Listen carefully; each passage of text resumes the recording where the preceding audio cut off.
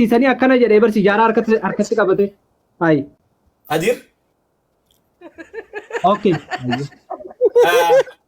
Tara kudhan jettee mi jamsi naan akka. Dhageeffadhu ibsa yoo waan biraa keessaan dubbatte hin ta'u qixaanni hin jijjiiramatti himna. Okay. Naafi bakka Hadirin jirratti bishaan yoo dheebodhee dhufe bishaan naan qaciin taakka. Naafi bakka Hadirin jirratti yoo bishaan dheebodhee bishaan naan qaciin jee naan qaciin lama. Naafi bakka Hadirin jirratti yoo bishaan naan qaciin bishaan sigaafadhe naan qaciin sadii.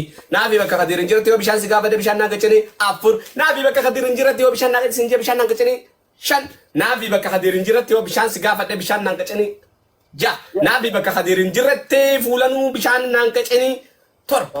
Naafi bakka Hadirin jirratti bishaan naan qaciin saddeet. Naafi bakka Hadirin jirratti jaartin nama bishaan namaa qacuun qabdu naan qaciin sagal. Keessa jenne waan biraa keessa fidini kama isiin jette.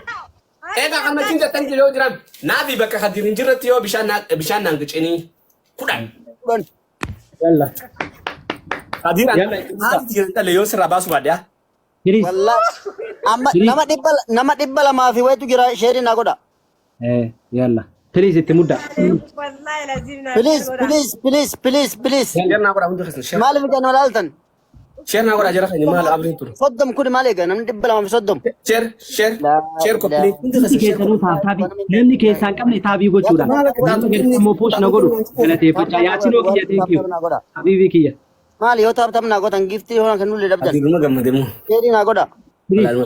Please ibsaa kana wallahi arra wallahi ibsaa kana ani jifatu qaba. Laala taphtabii isaanii bakka isaan jiru. Najila bu'ee jira kenna. Taphtabii isaanii laala dhugaara. Laalmee taphtabii isaanii dhugaa wallahi lazim. Taphtabii isaanii chilaalame sirri taphtabii godha jira keenya maal Taphtabii qofa. Tela kokkeessi godde bishaan akka arganne beektaami mana seenuu dhiisi.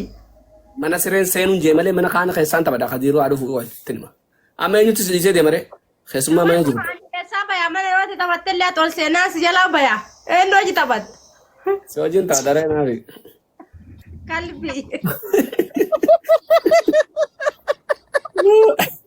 Wallahi lazim. Ay. Amma kitaata dhageeffadhaa ganne dhufu ana isin qatta. Indee atin qattaamne barjams. Yalla na qaxxay.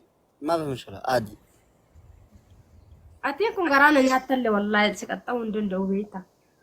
So ibsaa dhukkee ragaas naan jedhanii barjisne. Maal jedhee qaxxaasa? Kuma feete na qaxxay. Inni dhufee sinaa qaxxa'u taphadha. Eenyu Inni isaa dhigee qaxxa. Hin dhufaa qaxxay jedhe. La qaxxay jees bira deemee bar nu qaxxay. Mal jedhee goonni Oromiyaan biyya. Mal ta'ee Hadir eessatti aman Hadir? Bakka anaafi Hadir yaa. Anillee amma ga isin baasa jechuudha. Yaa maal goona re?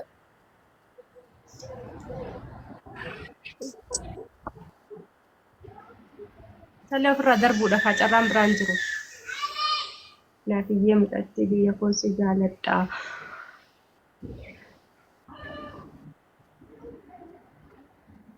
Boosu. Ay akkanuma na jedha taa'aa ka.